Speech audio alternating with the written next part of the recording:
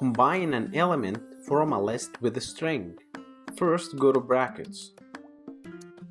As you see here, we have a list of animals, so we will create a string message as example and assign it by a string of I love my space.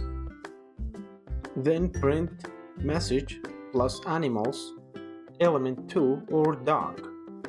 Untitled method is just optional. Then try it on terminal.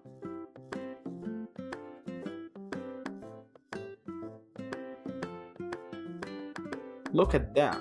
It's printed I love my dog. Very nice. Actually, there's another way to print that.